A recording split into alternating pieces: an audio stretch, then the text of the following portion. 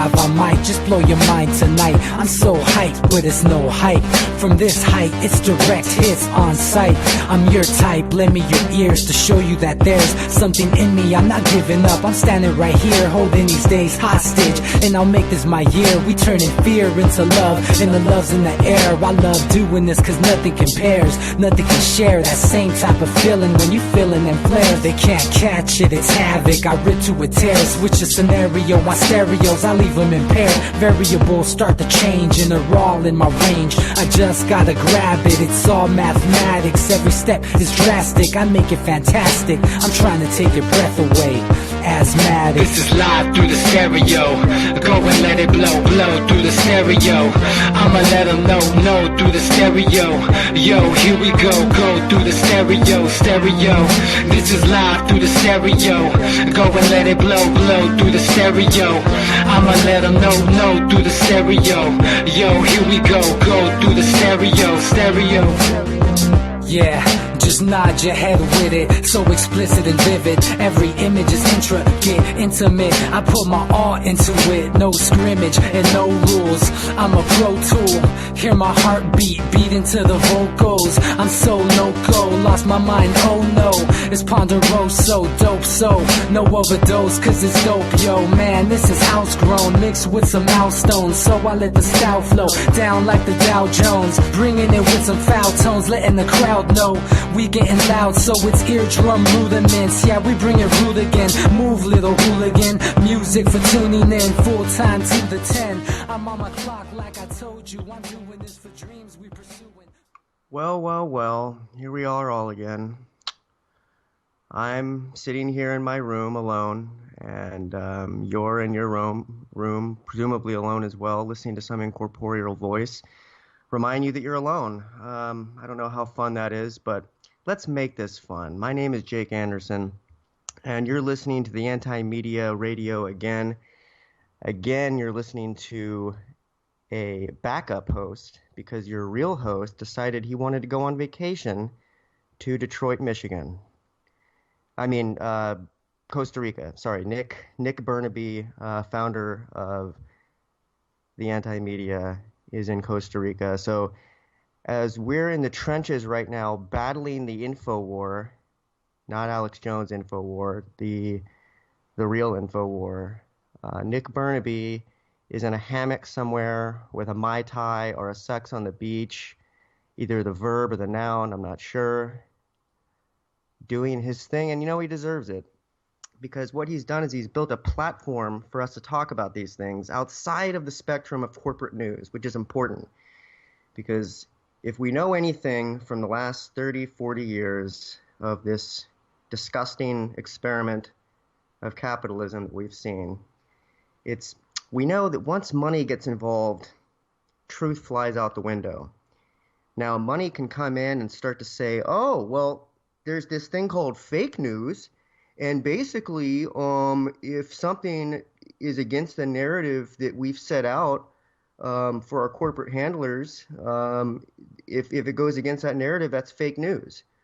So when we lied to you about the Iraq War, for a decade, clean decade, let's make it a baker's dozen years, they lied to us about having weapons of mass destruction in Iraq. That wasn't fake news. You see, because it was the corporate media doing it. You catch the double standard here? When the corporate media is involved, it's all just fun and games, and they're just, I don't know, they're just doing their thing. But when the alternative media is trying to catch them, well, then it's fake news, and it's sad. But we're going to do what we can. And like I said, we're in the trenches here. And one thing that I'm interested in, and we're going to talk about it, we actually have a panel coming up. Our longtime co-host, DB Schwartz, will be joining us soon. In fact, I think this may be him right now.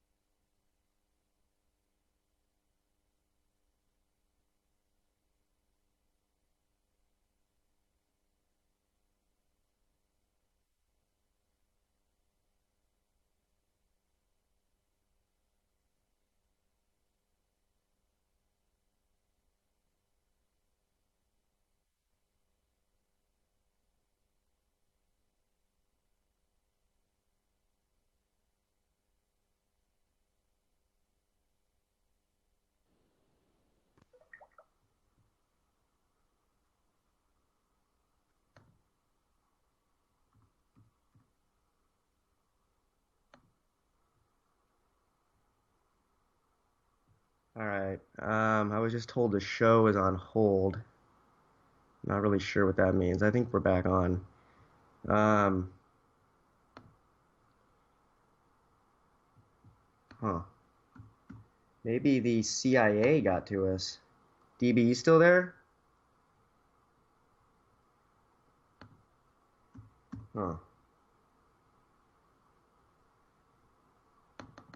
Well, I'm gonna keep talking. Maybe I won't keep talking.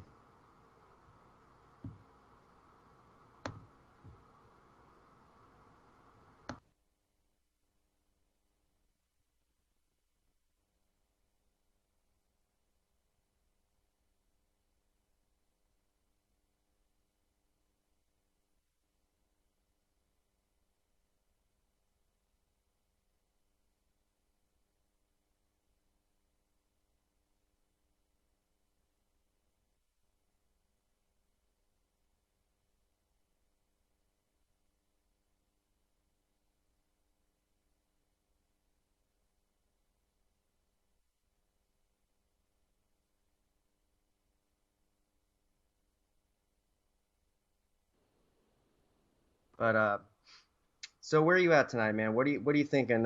Where's Pizzagate at?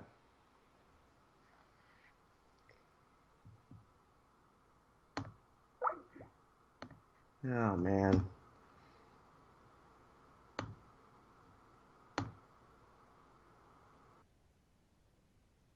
All right. I think I got us back on. So I I want to think talk we're about back now. yeah. That's interesting. I think we missed some. I think we lost a nice juicy chunk of talk radio there. Because what happens is, and I don't know if anyone really cares about this, is when someone calls into the show, it spooks me and I go into panic mode. And I press accept the call because why would I not accept the call? I don't want to be an introvert. So I accept the call, and then what it does is it hangs up the call into the radio station. See, you're already bored. I knew you would be. But that's, that's my journey. That's where I'm at. That's what I'm dealing with. Um, we're gonna have an interesting fellow on tonight. His name is Cassius, and DB, you know Cassius. And I wanted to have him on to talk about kind of where Generation X is in relation to the coming age of artificial intelligence and kind of the singularity, how it's going to hit. It's going to hit slowly. The first rollout of it here is going to come within the next 5 years. I mean, we're already in it. We're already algorithmic artificial intelligence. We keep pushing, we keep kicking the end zone further down, but basically the birth of algorithmic artificial intelligence was the birth of the singularity. Ray Kurzweil predicted it a long time ago. We keep kicking the end zone, and then we score a touchdown, and artificial intelligence is here. Oh, wait, no, it's not actually artificial intelligence because it's not making out with us yet, which is what people want, which is going to happen. But what I'm interested in is not so much whether artificial intelligence is going to make out with me, although I am interested in that. It's what the next phase of it is going to be. And I'm pretty sure the next phase of it is going to be in virtual reality. And I think what's going to happen, two things are going to happen at the same time. And DB, I think you'll agree with me on this. That what's going to happen is we're going to have an age of automation that's going to basically eviscerate the middle class job market, and regular cashiers, truck drivers, basically anyone with a middle class job, masseuses, sex workers. I mean, the whole glut of middle class jobs are about to go out the window because robots will be able to do it cheaper, more efficiently, less awkwardly.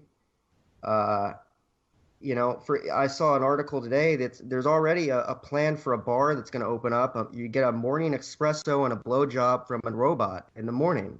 This is a real thing. I'm not making this up. I mean, I could make it up. You wouldn't know, but I am not. It's called Minds.com. Go to it. If you Google Minds.com and espresso bar, you're going to get an article about an espresso bar with sex workers. And so where am I going with all this? God, I wish I knew. No, where we're going with this is that we're going to see two conflating, two swords of the singularity hitting us at the same time. One is going to be we're not going to have any jobs, which means the government is going to have to institute a universal basic income. They're going to have to. Otherwise, no one will have money to do anything, and they will lose their minds and take up arms and destroy the government, which should be done anyway, but that's a different issue. The other side of it is that we're going to have all this free time now, because since we're going to have a universal basic income, we're going to have a lot of time to sit around and think about what we actually want to do. And that's where Cassius comes in, and I'm going to try and add him to the call here.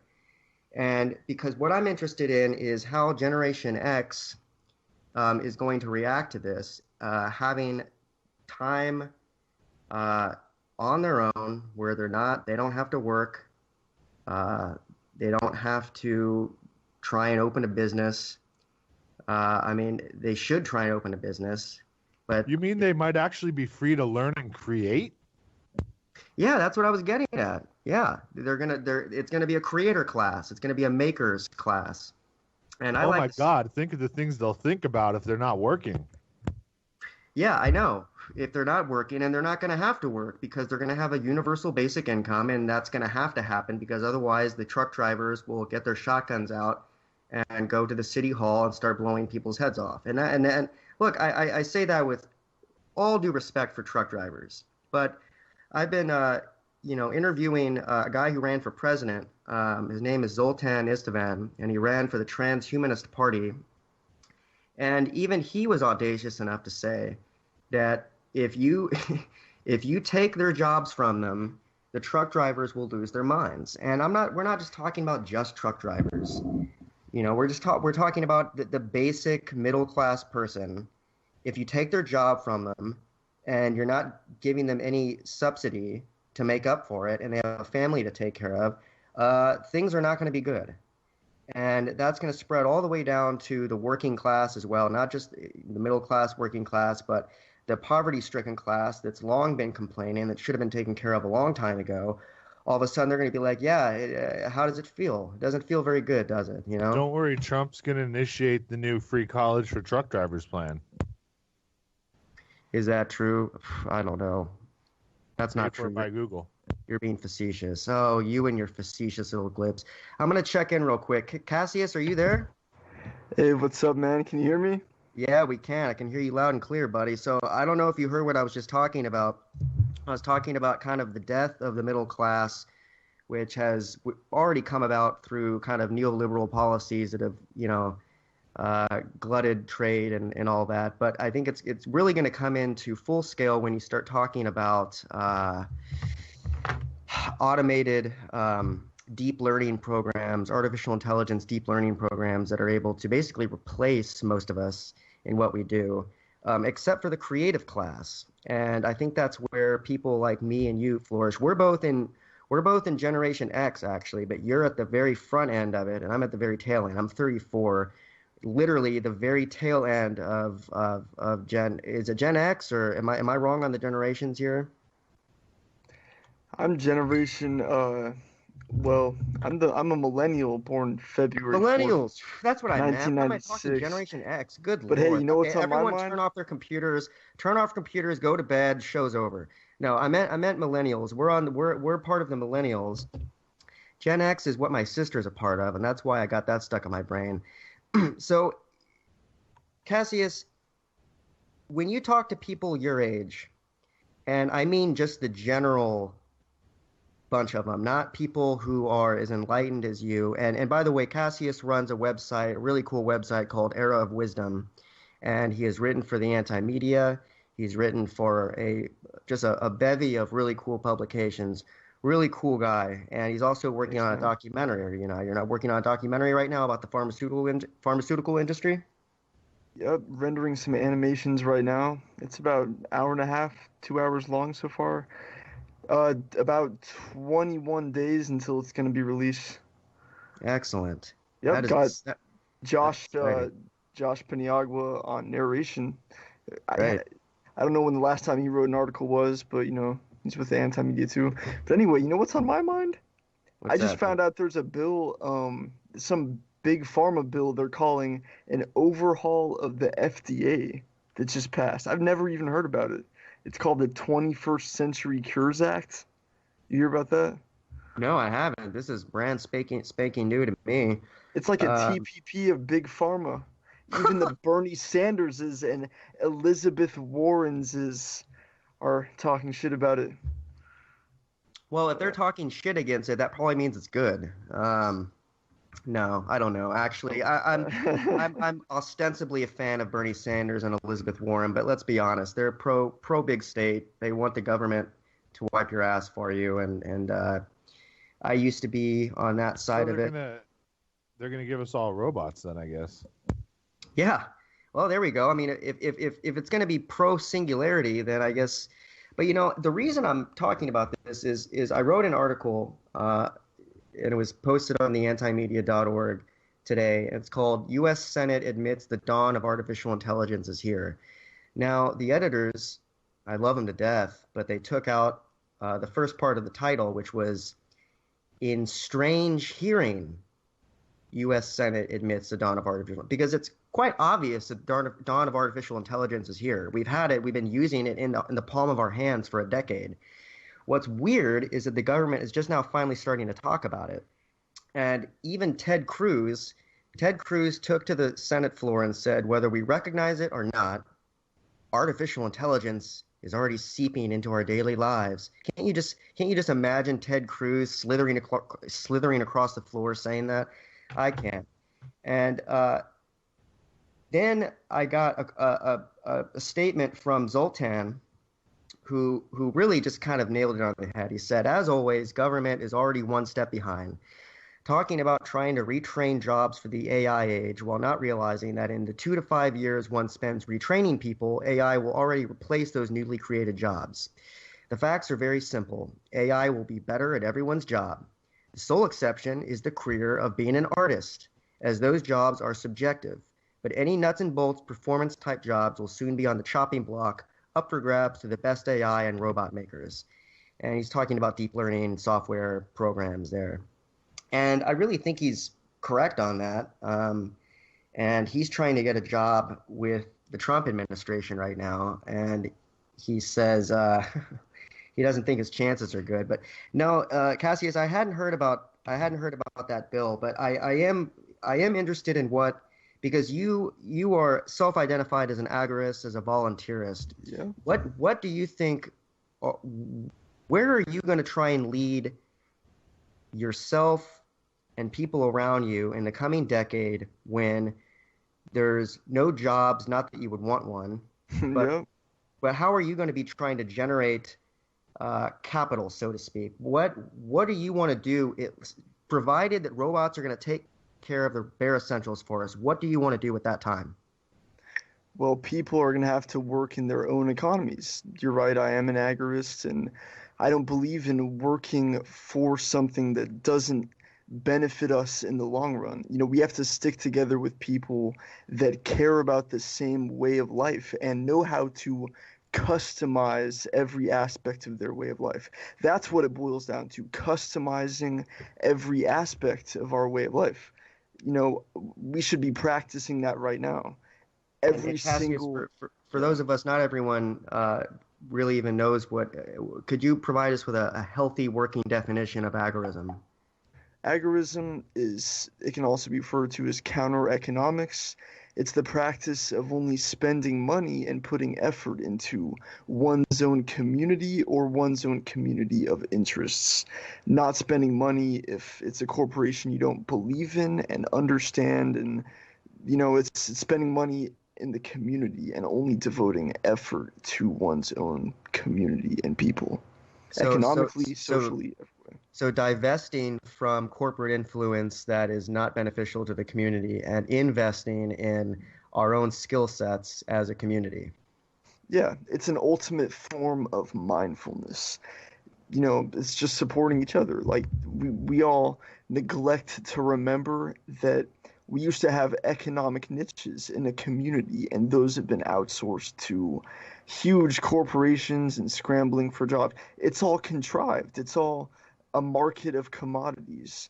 One time I wrote this article that has it's the something along the lines of scrambling for dollars in a market of commodities. That's what we're doing. Scrambling for Federal Reserve notes in a market of commodities because necessities have been monopolized. But we used to, produce necessities and depend on each other for necessities, and that's been monopolized. So we have to customize yeah. The worst thing about it all, too, is that, especially here in the heart of the Matrix, we truly do trade our labor for worthless paper. And we put all our faith in a military that increasingly around the world is losing ground, not winning, and getting more desperate. And that's why we're paying more and more taxes. And like Cassie's is a fan of agorism. Agorism is basically stating the federal income tax is now absolved, and we're going to put all that back into our local community. We can start something simple like that because we know where all the federal income tax goes. It goes straight to the Bank of England, man, and nobody knows who the shareholders are. And we can assume it goes to the Queen. And how many billions a year is that? I mean, it's ridiculous. And it's in the zeitgeist. Trump at one point he was interviewing for head of Treasury. He was actually interviewing a guy that wanted to audit the Fed. So it's in the zeitgeist. It didn't happen. He picked someone else. I mean, he's pretty much his entire cabinet is just a who's who of the same old people again. So it's not going to happen this time around. But it's in the zeitgeist, and I think the millennials are very much starting. Me as the tail end of it, and Cassius is the vanguard of it. Is really just starting to just say we're sick of this crap. We're sick of not being a part of a community we can believe in, and I think that's what a lot of people would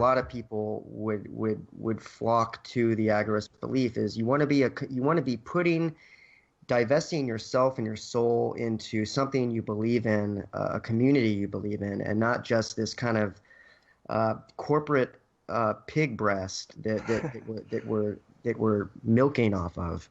So when are we going to buy like $2,500 houses in Detroit and start our own test community? Well, I think sprayed from the skies. Yeah, yeah. We have to defend our airspace. Isn't that freaky? Like to know that. I think the longer we procrastinate in becoming extreme, not extreme as in violent, but extreme as disciplined about how we spend our effort, until we get extreme about devoting our effort to different things in life, becoming disciplined about customizing every single way we do everything. For example, school. We're going to have our own customized way of raising our children. We're going to if we don't have the time to put effort into thinking about what we're going to teach our children every day, then what do we have? Nothing. We can't be working for someone else with all our effort. We have to spend our time just, it's the hardest before a structure, some kind of direction of the people is established. And people that have the mind for it have to establish structures that people can follow to make their own custom ways of living outside the system. And this is all going to get very problematic. Not problematic. It's going to get very confusing as we enter this transhumanist age, where you're going to have people customizing their own bodies with transhumanist technologies. We're going to have people customizing their minds. We're going to have people customizing the very space they live in and this brings us back to the virtual reality. In the next few years, it's already starting to happen.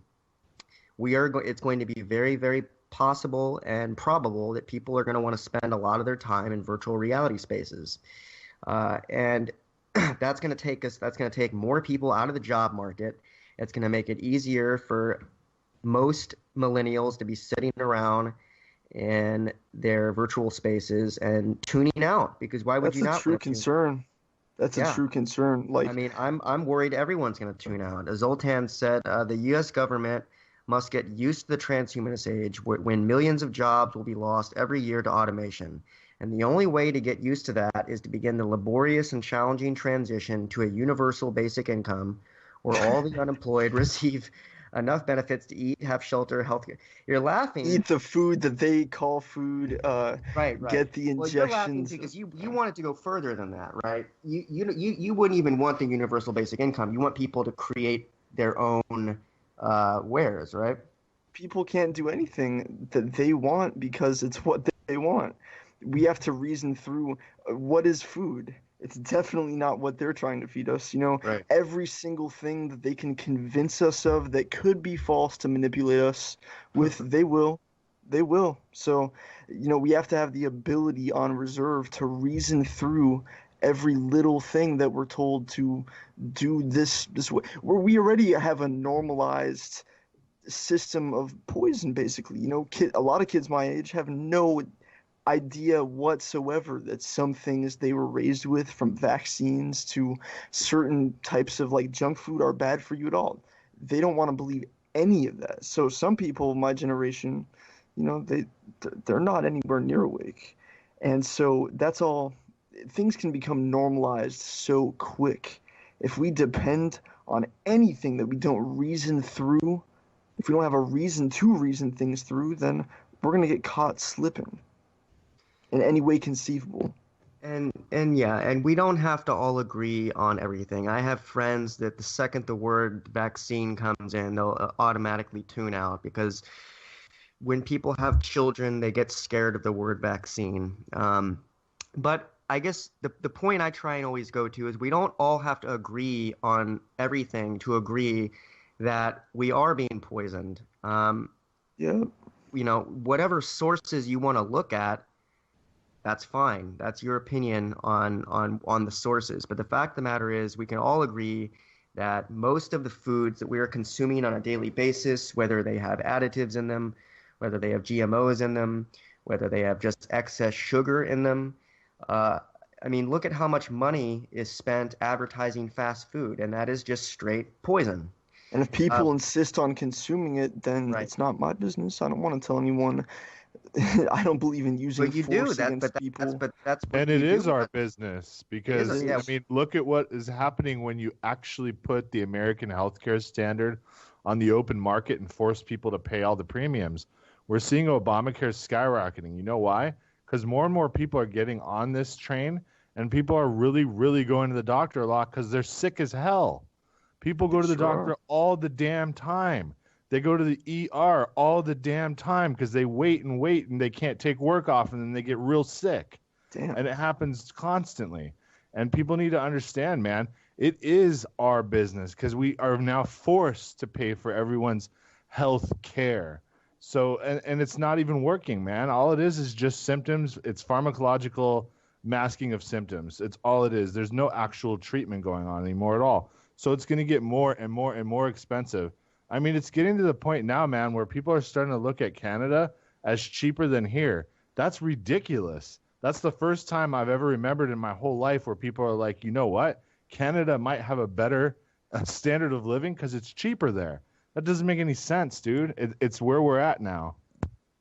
I think that the theme of any type of transhumanist things becoming convenience-wise easier in the future, I think that it will have this sickly type of, not an undertone, but something much greater than an undertone to it. It'll be sickly, decayed. If you just observe the feeling you get on the streets of any city in America, you can feel the sickliness of people. You can see it in their eyes. Yeah. I don't mean to give up on people by saying that I respect people's will to do what they want with their bodies, but damn, some people just really, I don't know what could wake them up. The consequence. No, I know exactly what you're talking about. Yeah. You look around at people, and you do get a sense of, you almost feel like generations are being lost here in this maelstrom of propaganda and poison. It's surreal. It's very surreal, and but we can't give up because and these same people that are bringing children into the world now, unfortunately, a lot of these people are the same ones who the previous terror that they had used to tune out, they're now using that terror to tune out once again because they're afraid that it's going to harm their child. And in fact, it is going to harm their child, but it's going to be them the ones, they are going to be the ones harming their children because they are disabusing their children of the right to know certain things. And without going into too much detail on this, I did want to talk about, you know, when you talk to people your age, you know, people who are enlightened and people that are not so enlightened, what do you think the major cause for concern is, Cassius? The major cause for concern? Yeah, you talk about, you know, we're being poisoned, and I know you believe very strongly in chemtrails and pharmaceuticals.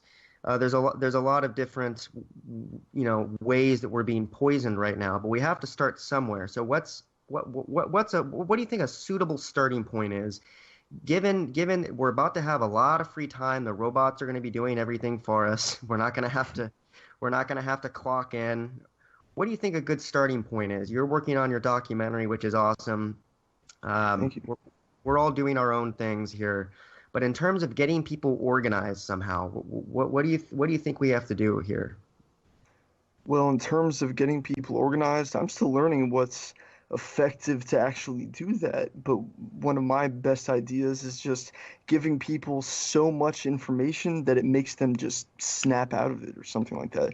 But what I want to say is that a part in the documentary, see, before I go into the timeline from the 1600s to present day, I go into mercury amalgam dental fillings and the history of those because it allows me to show people a whole bunch of info about how mercury amalgams cause chemical depression, what they prescribe antidepressants for. Oh It my God. causes inhibition of, enzymes because it disables enzymatic processes between cells, with minerals, and mercury inhibits zinc and magnesium and things like that, and it messes up your endocrine system. And if you get mercury amalgam fillings, you literally will get a feeling of chemical depression. It could leak up to 120 micrograms of mercury every day. And this is the perfect introduction point because that's what it really is about. You know Yeah. what this you know why this is freaking me out right now? Guess what I went to today. Guess where I went? Huh. The dentist. Yeah. And you know what they talked? They literally talked to me about amalgam mercury fillings. And I can't remember if they were trying to get me to get more or not, but it was the first dental appointment I've had in a long time where everything was okay. And here's the interesting irony is, and we've talked about this before, I've long suffered depression. I've gone through a number of different pharmaceutical routes to try and do it, and I used to take SSRIs for it, SSRIs being kind of the Prozac, Zoloft, Lexapro route for it. And Pfizer, all of that stuff, yeah. And me and you, we talked about that for a long time. You disagreed with it, but I said, hey, you got to do what you got to do. And I did what I had to do for a long time, from the time I was 18 until now. And now I'm not taking that stuff anymore. And I have to wonder what the hell the problem was and what the hell the problem is. And I think the problem is, more so than anything, whether I'm poisoned, whether I have, whether it runs in my family, which it does. But I think the point is, we live in a sick culture.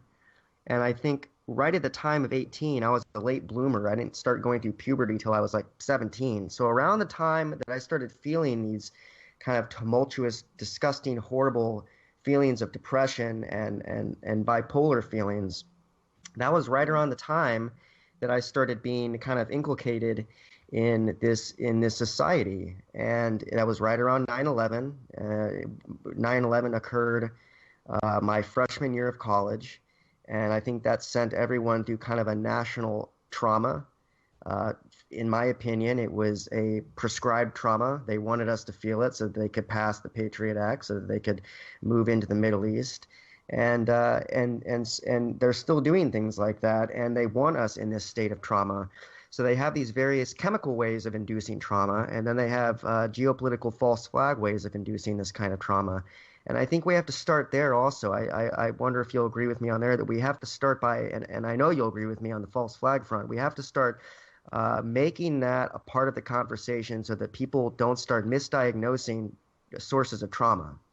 Absolutely. I made a point to note that there are, I pretty much divided it up into two categories similar to that: circumstances of life, and then something that may cause literal endocrine disruption. And usually, when they try to give you SSRIs, they talk about some kind of fictional chemical imbalance. It's more rare that it's actual endocrine disruption than the circumstances of life. But when it is chemical like that, it's things like mercury. It's not having the nutrients that keeps your endocrine system in balance, and people are just disconnected from health. And on the circumstances side, people are disconnected from a foundation of ambition or purpose, which can make all of their problems in life pale in comparison to the foundation that makes them, keep going. The foundation is missing from many people. I agree, and I do one thing that helps for my endocrine and for all my systems. Actually, I do a form of yoga called Bikram yoga, and of course, really hot yoga or any kind of yoga you want to do. I mean, Bikram got caught up in a sexual harassment lawsuit, and pretty much any man in a position of power at some point gets a sexual harassment lawsuit because he forgets who he is and decides he gets to have everything. But that's a tangent. Let's not get too tangential here. People do have to find sources of exercise, and for me, hot yoga is the way to do it. It flushes out all those toxins. And but boy, I do like my sushi, and I don't like the idea that I can never have any mercury, because there's a lot of mercury in that fish, man. Actually, I mentioned that there's one microgram of mercury per gram of fish exceeds the FDA standard. But amalgams leak 15 micrograms to 115 every day. It doesn't leave your body, really. So fish is nothing. Henry Schein is the world's basically largest dental healthcare provider corporation. They provide machinery for dentistry and things like that. They're the world's largest manufacturer of mercury amalgam. And someone from Henry Schein's board became the head of the FDA from 2009 to 2015. Margaret Hamburg, she was from the Clinton administration. Her father is the president of Carnegie Corporation of New York, and he was also the president of the American Eugenics Society for about 11 years. It was renamed something else after about 1952, I think. There's a good reason that if you can afford it, you should be getting gold. Yeah. Gold in your teeth or in your yeah. bed? Yeah. Oh, yeah. Anytime you can embed gold in your body, it's got positive effects for you. Well, there's that too. I got, the doctor, they talked about prescribing me lithium. And shit. No, I didn't take it, but the sound of lithium started making me feel good, and I researched it, and of course lithium is an element, and I went out and I bought a rock of lithium, and without sounding too new agey here, I did start kind of meditating, and of course meditation is a wonderful form of kind of reclaiming your personal mental space. Definitely. So before anyone wants to cast aspersions on meditation, I'll just say I was meditating, and I'll just say that the lithium rock happened to be in the room while I was meditating. And that's been a fun experience for me.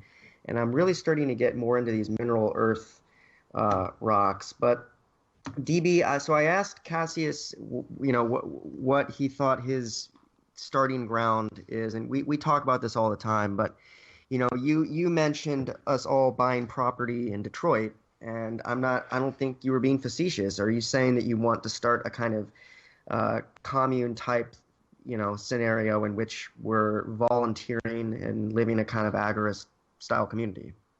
Well, there's water. I mean, I don't know, man. There's entire city blocks that are being bought up right now by primarily Chinese investors.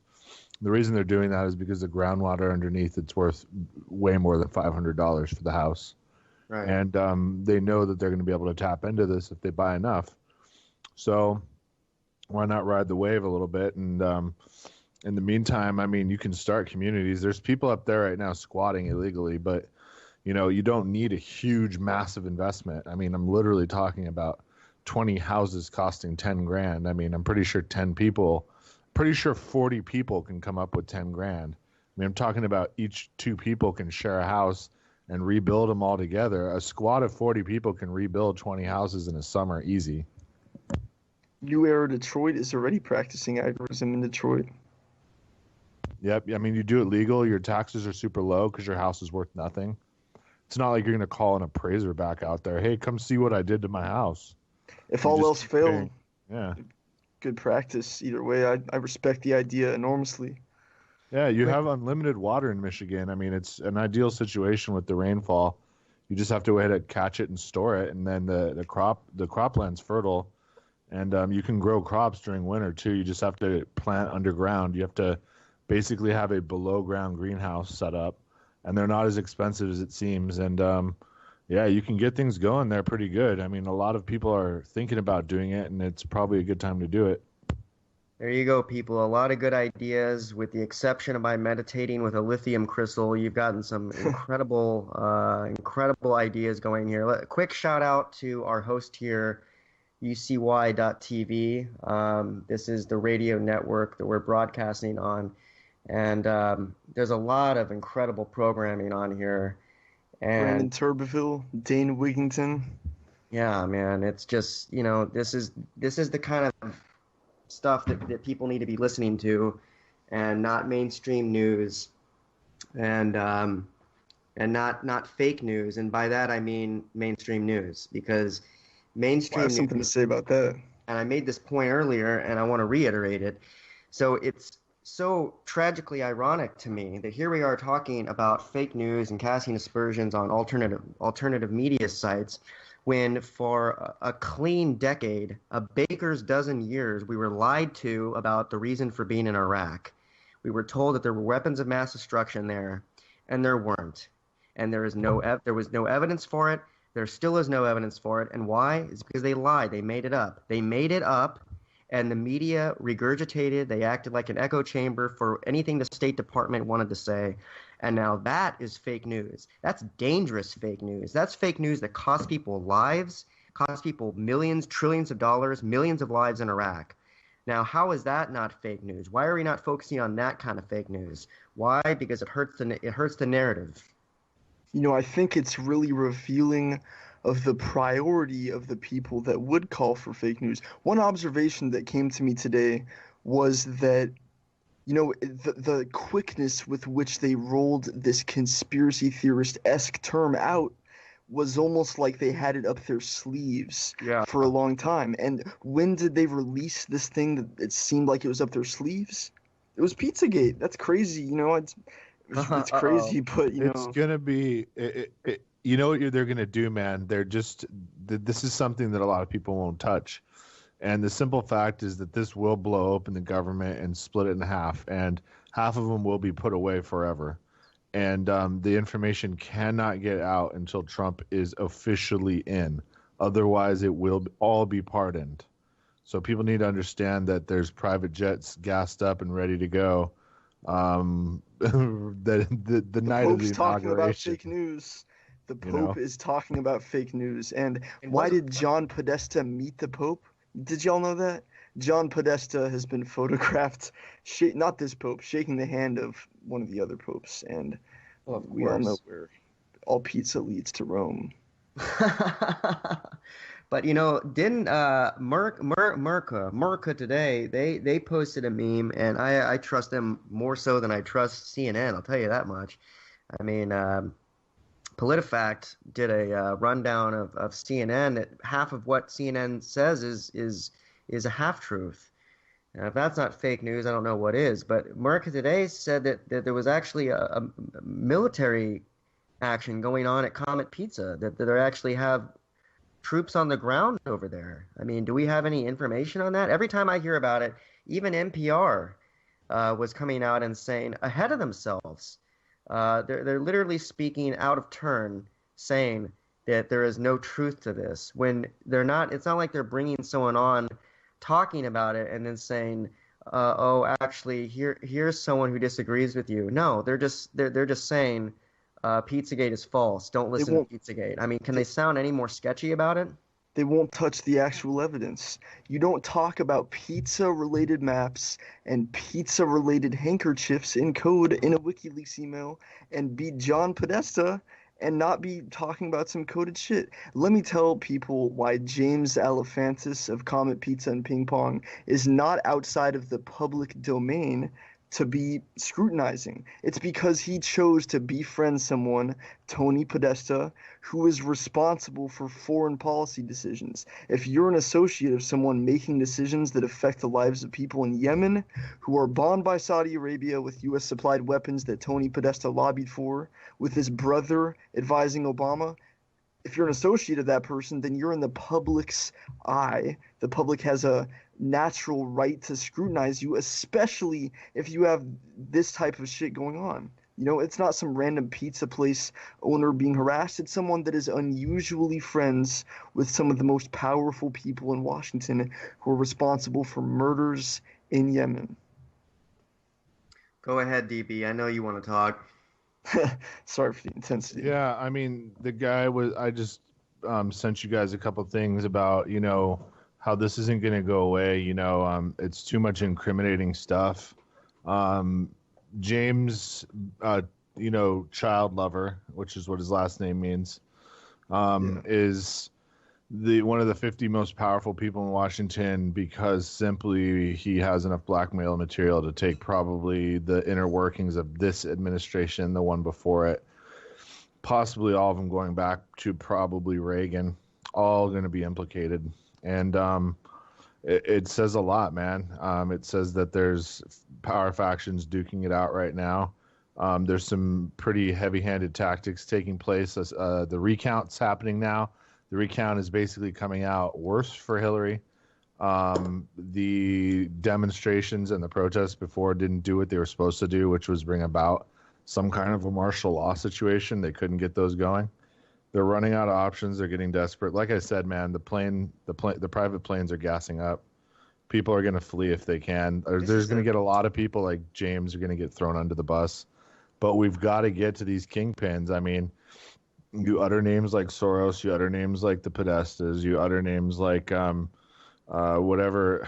I can't even keep track of all this roving casts of sickos, man. It really goes very, very, very high to the very top. I mean, this is disgusting. I mean, this James Alefantis guy, owner of Comet Pizza. Here's the thing, man. The scariest part about it is that the Department of Defense itself had so many people looking at child porn that they had to actually have Congress put in a law to protect their own defense contractors because they were finding so much stuff. The NSA actually, and you can look this stuff up. I mean, it's all and this is stuff people need to know that this is real. Someone close to me actually asked me after one of our last shows, is there really this much pedophilia going on? And I just had to laugh because yes, pedophilia is rampant, and to think that it's not rampant at the highest levels of power where people have the ability to do whatever they want and get away with it. That's just the height of denial right there. To think pedophilia is real. It's been going on for a really long time, and it wasn't always considered a crime, but now it is, and it should be. And people are about to go down over it. And this, you know, we found a little nexus here in this pizza. And listen, there's tons of mainstream media articles starting to come out correlating where they're saying that it doesn't prove there's harm to children. That pedophiles is not it's a mental disease. They need to be treated as if they can't control it. New York Times, Washington Post, the usual culprits. Look who owns them. It is a mental disease. I know that doesn't make it not a crime, though. Listen, it's a mental illness to have it, but it's a crime to act upon it. Of course, right, yeah. So that's where we draw the line, man. There's no curing someone who acts upon this.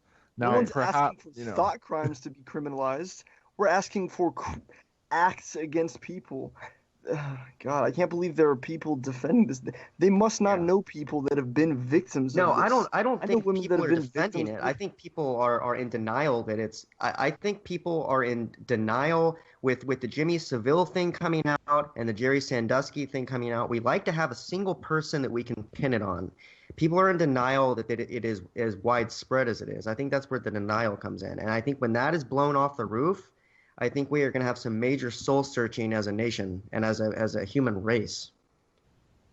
But what about those people that are not going to figure it out no matter what? Well, What happens to those those people are gonna die someday, and their children are gonna wonder why Well, daddy and mommy well, the didn't. question is, how much power do they have to bring us down, even when we're as independent from. Here's the thing: there are things that could affect agorism and our attempt to be, Right. free from this that are beyond our probable comprehension. That's where things like chemtrails and biological warfare come into play. I've been experiencing this the last several months, and I can so acutely tell when something is sprayed. It's just a really crazy awakening that I've come to go through about that. I And just have one question for you guys right now. yeah, Do you mind telling me what kind of fucking charade ends with somebody turning up dead? and eyes wide shut, hell yeah. What kind of charade ends up with someone turning up dead? Yes. Eyes wide shut, my brothers. But let me get one point in real quick. Yeah, please go If ahead. there is something that can slip our radar of priority, slip our radar of what we think we should be concerned about, something like chemtrails or something being sprayed on us or something so insidious and effective at silencing us, that's how we're going to get got. We have to have such mindfulness that we're not susceptible to things that are even that far outside of our realm of comprehension. Or the people that don't listen will bring us down even when we do the best we can. So remember that, anyone who's listening. Things that are so insidious that we can't easily factor them in. Mind telling me what kind of fucking charade ends with somebody turning up dead? Answer me that question. All right, so we've got about 3 minutes left. Cassius, I really appreciate you coming on, man. So tell us more about where you're at with the documentary. You said it's going to be about 90 minutes, and Josh has been doing the voiceover. And what do you think? You're tackling a buttload in this documentary. I mean, it's basically about all of the crimes of the pharmaceutical industries. If you could, do you have an elevator pitch that you could pitch this thing in 2 sentences or 1 sentence? Sure, I could do that. Well, it basically goes over. You don't have to do. I mean, you could actually. You have 3 minutes. Yeah. It's pretty much like the history of Big Pharma, the 1600s to present day. It goes over how it's been rooted in pseudoscience and things like that. And it's been in this archetypal battle with naturopathy and strengthening the body's defenses forever. Bayer and the European chemical companies that became the largest pharmaceutical companies started in dyestuffs. They started making coal tar dyes from an industrial waste product, and they were trying to synthesize malaria drugs like quinine out of coal tar. It all comes from coal tar and poisoning people purposefully with lead and mercury to try to, quote, purge the body, bloodletting. It's been ridiculous forever, and it's just about as obscene as ever today, except today it's really complicated and insidious. And I also tie it into eugenics. Eugenics has actually been tied into the pharmaceutical industry for pretty much ever. The first mandatory sterilization law in the world was passed in 1907 in Indiana, about a year after the creation of the FDA by some of the same people. And Eli Lilly, who creates Prozac, has been the largest corporation in Indiana for a long time. Their first chief chemist, Dr. John Hurdy, was one of the people that influenced the passing of the first mandatory sterilization law in the world. And, people like Dr. John Hurdy, David Starr Jordan, who was the first president of Stanford and was president of Indiana State University, these people show how the pharmaceutical industry, so many industries, psychiatry, were rooted in eugenics from the start. These people have been separate from our class of people, which is the poor people, forever. They've been doing things that have been against our class of people. They've been a different class of people from us forever. So this is the full context, That sounds amazing, man. And and this is you're self-budgeting this, right? Yep, just giving Josh $30 a session for the narration, Nice. writing it. It's about 35 pages long so far. And you've been working on it for a while too. Not too long, man. A little bit, pretty much this year, but I've been putting a lot of work into it. Well, you got me thinking, dude. I had long been a not a supporter of antidepressants, but I always supported people who took them because I just feel like, why beat someone when they're already down? But you've certainly gotten me thinking more about it. Man, I've got some info for you about that. The destigmatization campaign against SSRIs was funded by the pharmaceutical companies through these foundations, just like the destigmatization effort about cigarettes led by Edward Bernays. That's it for us, buddy. They're running us out of here. Thanks for coming on, Cassius. We'll dive into Pizzagate fully with LD's Friday, man. All right, man. Sounds good. Peace. Everyone love each other. Peace. Yeah, love.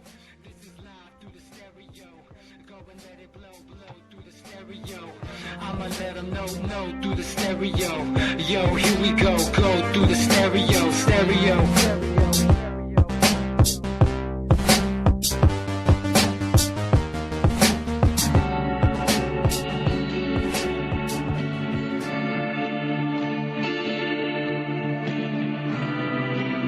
The answer